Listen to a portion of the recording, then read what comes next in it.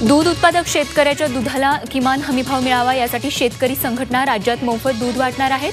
प्रत्येक तहसील कार्यालयात हा दूध वाटपाचा कार्यक्रम आयोजित करण्यात आलाय।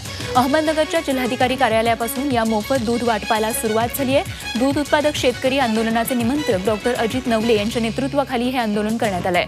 तर आजपासून राज्यातील 7 जिल्ह्यांमधील प्रत्येक शेतकरी हा प्रत्येक तहसील कार्यालयात आणि कार्यालयामध्ये येणाऱ्या प्रत्येकाला 2 तास मोफत दूध वाटून सरकारच्या धोरणांचा निषेध करणार आहेत। दुधाला प्रति लिटर 27 रुपये भाव मिळालाच पाहिजे अशी या संघटनेची मागणी आहे।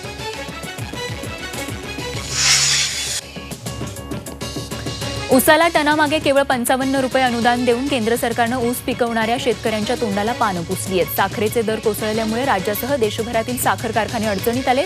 साखरेचे भाव टनाला 2400 रुपयांपर्यंत कोसळल्यामुळे शेतकऱ्यांना FRP देणंही कारखान्यांना परवडत नाहीये। त्यामुळे देशातील ऊस पिकवणाऱ्या शेतकऱ्यांचे 25,000 कोटी रुपये ऊस बिलाचे कारखान्यांकडे थकीत आहेत। आपल्या राज्यात शेतकऱ्यांचे 3200 कोटी रुपये ऊस बिलाचे कारखान्यांकडे थकीत आहेत। साखरेचे दर कोसळल्यामुळे टनामागे 1000 ते 1200 रुपये तोटा होत असल्यानं कारखान्यांकडे शेतकऱ्यांचे पैसे थकत आहेत। साखरेचे दर वाढावेत म्हणून 20 लाख टन साखर निर्यात करावी आणि 30 लाख टन साखरेचा साठा करावा अशी मागणी साखर उद्योगांकडून होत आहे। शेतमाल विक्रीचे पैसे शेतकऱ्यांना त्याच दिवशी अदा करण्याच्या सूचना नांदगाव बाजार समितीनं दिल्या। मात्र व्यापारी वर्गानं त्यास हरकत घेतल्यानं बाजार समिती प्रशासनानं शेतमाल लिलाव बेमुदत बंद ठेवण्याचा निर्णय जाहीर केल्यानं शेतकऱ्यांना मोठी अडचण सहन करावी लागणार आहे। 1499 शेतकऱ्यांची सुमारे 5 कोटी रुपयांची फसवणूक केल्याचं समोर आलंय। या पार्श्वभूमीवर नांदगाव बाजार समितीनं संचालक आणि व्यापारी वर्गाची तातडीची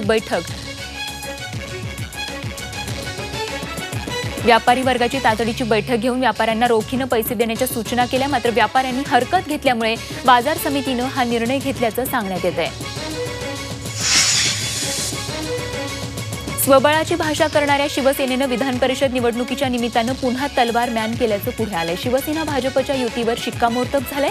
शिवसेनेनं 3 जागांवर आपले उमेदवार जाहीर केल्यानंतर आता भाजपही उरलेल्या 3 जागांवर आपले उमेदवार जाहीर करणार आहेत।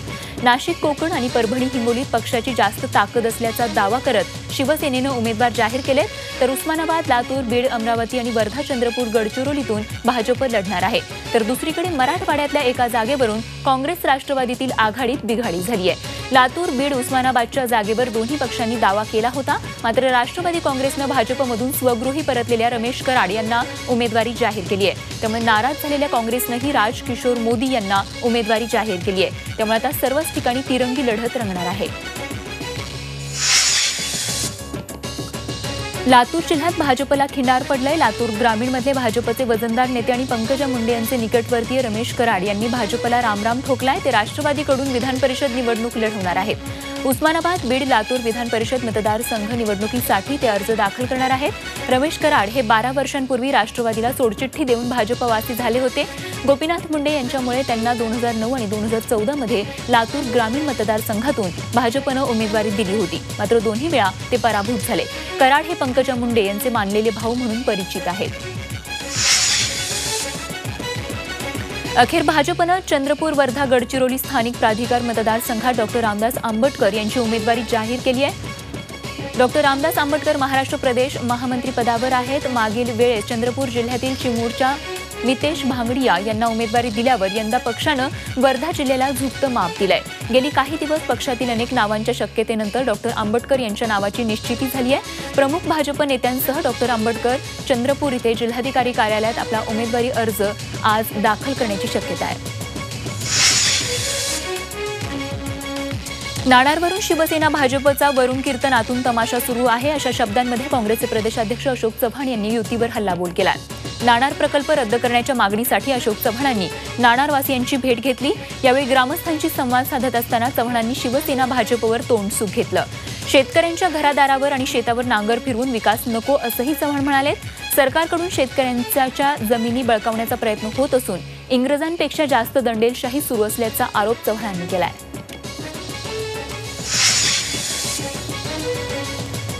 सांगली महापालिकेच्या मिरजेच्या विभागीय कार्यालयाची तोडफोड केल्याप्रकरणी 28 आजी माजी नगरसेवक आणि नेत्यांना जिल्हा न्यायालयाने निर्दोष ठरवलंय।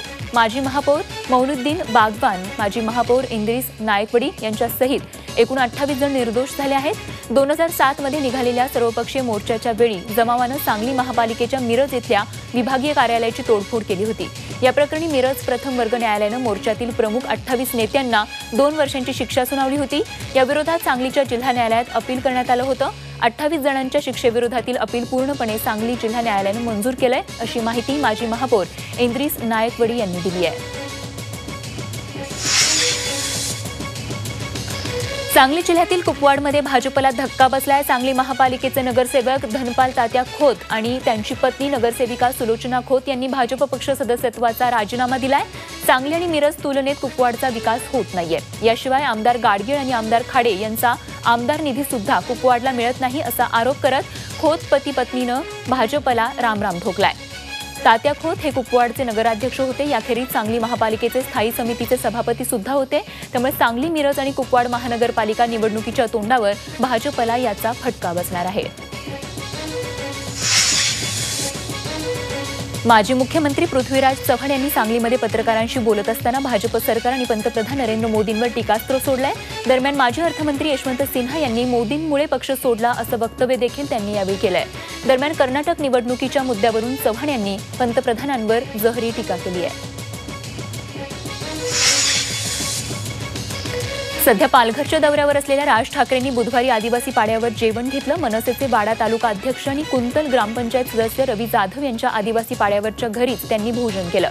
हा फोटो राज ठाकरेंनी आपल्या ट्विटरवर शेअर केलाय। दरम्यान नांदगाव इथल्या प्रस्तावित जिंदाल जेटी प्रकल्पाला तसंच वाढवण बंदराला देखील त्यांनी भेट दिली। स्थानिकांचा विरोध असलेला एकही प्रकल्प होऊ देणार नाही असा इशारा यावेळी राज ठाकरेंनी दिला। राष्ट्रवादी काँग्रेसचे नेते अजित पवार यांनी जामखेडमध्ये जाऊन पीडित कुटुंबियांची भेट घेतली। 28 एप्रिलला राष्ट्रवादी युवक काँग्रेसच्या 2 कार्यकर्त्यांची निर्घृणपणे गोळ्या घालून हत्या करण्यात आली होती। या भेटीनंतर अजित पवार यांनी कायदा सुव्यवस्थेवरून राज्य सरकारवर टीकास्त्र सोडलं। पोलिसांनी राजकीय दबावाला बळी न पडता निपक्षपातीपणे तपास करावा अशी मागणी यावेळी त्यांनी केली आहे। पत्रकार जेडे हत्येप्रकरणी दोषी ठरलेल्या छोटा राजनसह सर्वांना जन्मठेपेची शिक्षा सुनावण्यात आली। तसंच प्रत्येकाला 10 लाखांपर्यंतचा दंड ठोठावण्यात आला असून दंड न भरल्यास 3 वर्षांचा तुरुंगवासाची शिक्षा सुनावण्यात आली आहे। विशेष मोका न्यायालयानं हा निकाल दिलाय। या प्रकरणात पत्रकार जिग्ना बोरा आणि पोल्सन जोसेफची मात्र निर्दोष मुक्तता करण्यात आली आहे। 11 जून 2011 रोजी पवईमध्ये पत्रकार जेडेंची हत्या करण्यात आली होती। छोटा राजन टोळीच्या 7 गुंडांनी जेडेंची हत्या केली होती। हत्येचा हा कट न्यायालयात सिद्ध करण्यात यश आल्यामुळे 9 दोषींना न्यायालयानं जन्मठेप सुनावली आहे। तर या हत्या प्रकरणात जिग्ना बोराचा सहभाग असल्याचा कुठलाही पुरावा उपलब्ध नसल्यामुळे तिची निर्दोष मुक्तता करण्यात आली।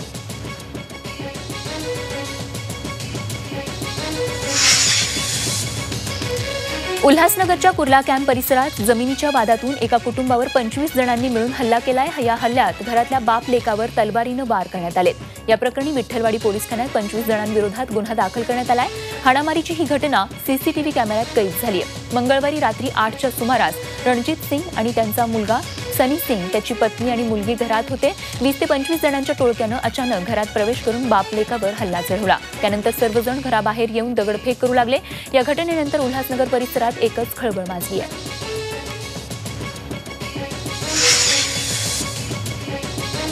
नांदेडमध्ये पोलीस भरती प्रक्रियेतील गैरव्यवहार उघड झाल्यानंतर पोलीस भरती प्रक्रियेतील लेखी परीक्षा रद्द करण्याचा निर्णय पोलीस विभागानं घेतलाय। मात्र पूर्ण भरती प्रक्रिया रद्द केली जाणार नसून सर्व पात्र उमेदवारांची लेखी परीक्षा पुन्हा एकदा घेतली जाणार आहे। नांदेड पोलीस भरती गैरव्यवहार प्रकरणात आतापर्यंत नांदेड पोलिसांनी 15 आरोपींना अटक केली आहे। अप्पर पोलीस महासंचालकांच्या आदेशानंतर नांदेड पोलीस अधीक्षकांनी 1 मार्च रोजी घेतलेली लेखी परीक्षा रद्द करण्याचा निर्णय घेण्यात आला आहे। विद्येचं माहेरघर म्हणवल्या जाणाऱ्या पुणे शहरात शिक्षक आणि विद्यार्थ्यांच्या नात्याला काळीमा फासणारी घटना उघडकीस आली आहे। पुण्यातील वडगाव परिसरातील एका महाविद्यालयात शिकवणाऱ्या प्राध्यापकानं विद्यार्थिनीला पास करण्यासाठी चक्क शरीर सुखाची मागणी केल्याची घटना उघडकीस आली आहे। शिक्षकाच्या अशा मागणीनं घाबरलेल्या विद्यार्थिनीनं याची माहिती आई-वडिलांना दिली। संदीप कांबळे असं या शिक्षकाचं नाव असून त्याच्या विरोधात पोलिसांमध्ये गुन्हा दाखल करण्यात आलाय। पोलिसांनी आरोपी शिक्षकाला अटक केली आहे। बीडमधील शिरू कासार तालुक्यातील आरबी गावात अल्पवयीन मुलीला पळवून नेल्याचा राग मनात धरून मुलीच्या नातेवाईकांनी मुलाला शेंदूर फासला आणि बेदम मारहाण करत गावभर फिरवलं। या प्रकरणी 62 जणांवर गुन्हा दाखल करण्यात आलाय। त्याचबरोबर अल्पवयीन मुलीला पळवून नेणाऱ्या मुलाविरोधातही गुन्हा दाखल करण्यात आलाय। अल्पवयीन मुलीला घेऊन सदर मुलगा 4 दिवसांपूर्वी पळून गेला होता। या प्रकरणी मुलीच्या घरच्यांनी पोलिसांमध्ये तक्रार दिली होती। दोघेही जण औरंगाबाद इथे सापडल्यानंतर मुलीला घरी आणून नातेवाईकांनी त्या मुलाला गावाबाहेरच ठेवलं। त्याला लाठाकाठ्यांनी बेदम मारहाण केली। त्यानंतर त्याच्या अंगावरील कपडे फाडून शेंदूर भासून गावभर फिरवलं। या प्रकरणी शिरूर पोलिसात सदर मुलाच्या तक्रारीनंतर गुन्हा दाखल झालाय। मात्र त्याची धिंड काढली की नाही याबाबत काही ठोस पुरावे सापडले नसल्याचं पोलिसांनी सांगितलंय। तक्रार आणि उपोषणाची दखल न घेतल्यानं जळगाव जिल्ह्यातल्या 3 महिलांनी अंगावर रॉकेल ओतून आत्मदहन करण्याचा प्रयत्न केला। चोपडा गटविकास अधिकाऱ्याच्या कार्यालयाबाहेर ही घटना घडली। मीराबाई पाटील, पुष्पाबाई पाटील आणि मंगलाबाई पाटील अशी या महिलांची नावं आहेत। पोलिसांनी वेळीच हस्तक्षेप करत या महिलांकडून रॉकेलचे डबे हिसकावून घेतल्यानं अनर्थ टळला। ग्रामपंचायत पदाधिकाऱ्यानं केलेल्या अतिक्रमणाविरोधात जिल्हा परिषद प्रशासनानं कारवाई न केल्याच्या निषेधार्थ या महिलांनी आत्मदहनाचा प्रयत्न केलाय।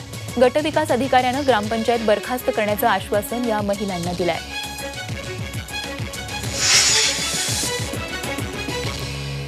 आपल्या दुकानासमोर लावण्यात आलेली अनधिकृत होर्डिंग्स काढण्यात यावीत या मागणीसाठी थेट उपोषणाला बसण्याची वेळ पुण्यातील एका व्यावसायिकावर आली आहे। गिरीश कदम यांचं गुरुवार पेठेत सिंहगड गॅरेज चौकात चहा नाश्त्याचं छोटंसं दुकान आहे।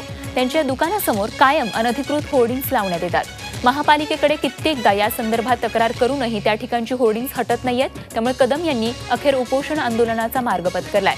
कुणाला होर्डिंग्स लावायचीच असल्यास त्यांनी कदम यांना भाडं द्यावं अशी मागणीही त्यांनी केली आहे। पुण्याच्या कोथरूडमध्ये किराणा दुकानातून लाखोंचा माल लंपास करणाऱ्या दोघांना कोथरूड पोलिसांनी अटक केली आहे। कोथरूड परिसरातील शास्त्रीनगर इथल्या किराणा मालाचे दुकान नोकरानेच फोडल्याची घटना उघडकीस आली आहे। नोकराने 12 दिवस चोरी करत थोडा करत लाखोंचा ऐवज लंपास केला। दरम्यान मालकाला एके दिवशी संशय आल्यानं त्यानं दुकानातील सीसीटीव्ही फुटेज तपासला असता हा प्रकार उघडकीस आला। या प्रकरणी दुकान मालकांनी फिर्याद दिली असून चौघांवर गुन्हा दाखल करण्यात आलाय। यातील दोघांना पोलिसांनी अटक केली आहे, तर उर्वरित दोघांचा शोध सुरू आहे।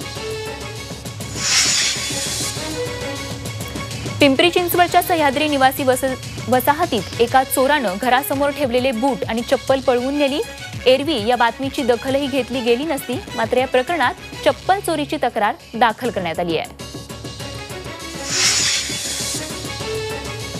परिवहन मंत्री दिवाकर रावते यांनी अचानक ठाणे आरटीओ ऑफिसला भेट दिली। यावेळी रिक्षा युनियनची बैठक घेऊन त्यांचे प्रश्न जाणून घेतले। जादा भाडं आकारणाऱ्या खासगी बसेसवर नियंत्रण ठेवणं गरजेचं आहे असंही यावेळी ते म्हणाले।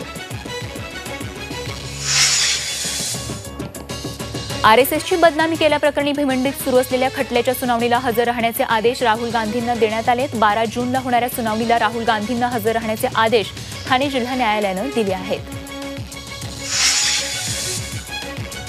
लग्नसराईच्या दिवसात चोरटे सक्रिय झालेत। नागपूरमध्ये कळमना भागात नैवेद्यम या पंचतारांकित सभागृहात महिला चोरांच्या एका टोळीनं 8 लाख रुपयांचे दागिने लंपास केले। ही घटना सीसीटीव्हीत कैद झाली आहे। लग्नात सावज हेरून या महिला त्या महिलेभोवती घुटमळतात आणि मग दागिने पैशांची पर्स लंपास करतात।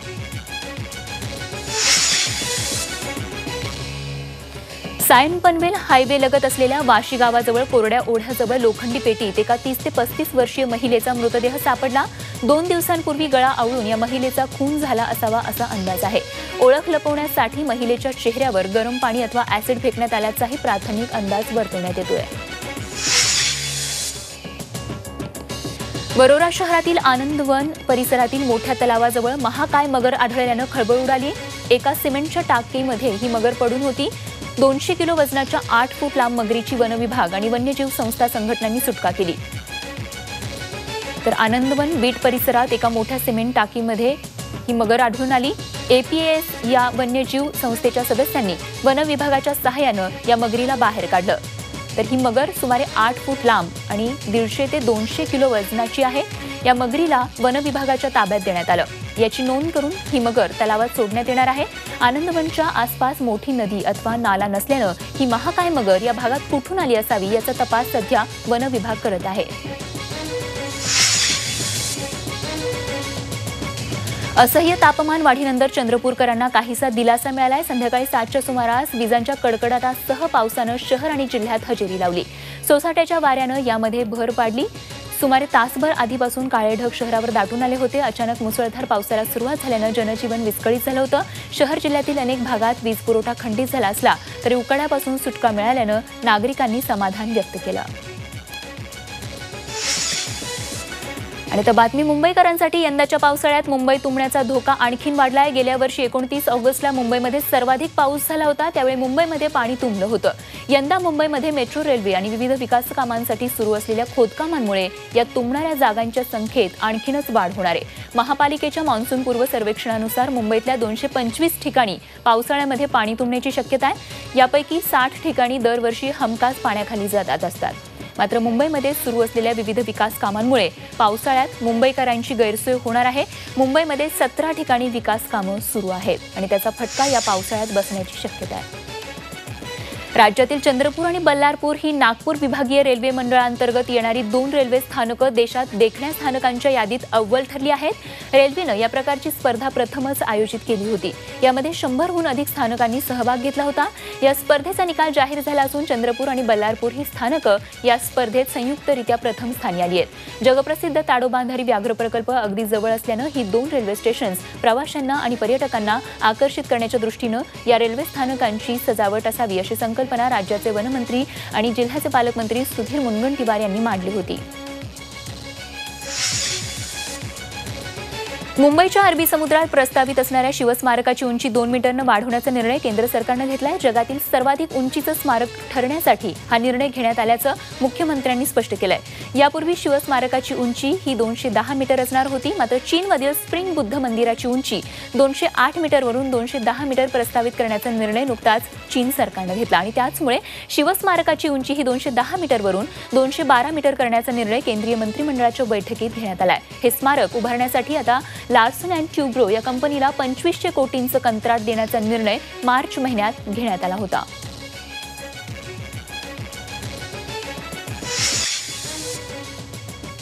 उत्तर भारतात बुधवारी अवकाळी पावसानं चांगलाच धुमाकूळ घातला. दिल्ली, एनसीआर, उत्तर प्रदेश, राजस्थान, हिमाचल प्रदेश, उत्तराखंड, पंजाब आणि हरियाणात अवकाळी पावसाचा कहर बघायला मिळाला. वादळी पावसामुळे राजस्थानमध्ये 10 जणांचा मृत्यू झाला असून काही जण जखमी झाले.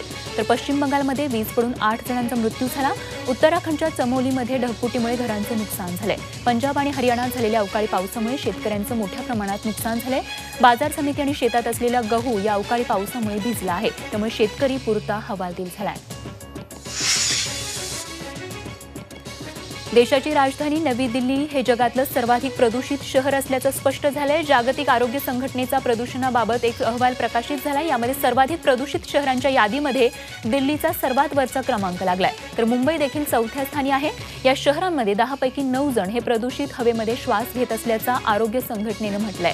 जगभरात 2016 मध्ये तब्बल 70 लाख लोकांचा मृत्यू हा प्रदूषणामुळे झाल्याचं समोर आलंय. यातले सर्वाधिक म्हणजे 20 लाख मृत्यू हे आपल्या दक्षिण पूर्व आशिया खंडातले आहेत. प्रदूषणामुळे अर्धांगवात, हृदयरोग, आतड्यांचा कर्करोग, दमा यासारखे जीवघेणे आजार होतात. प्रदूषणामुळे 5 वर्षांच्या आतील सुमारे 17 लाख बालकं दरवर्षी दगावत असल्याचं जागतिक आरोग्य संघटनेनं म्हटलंय.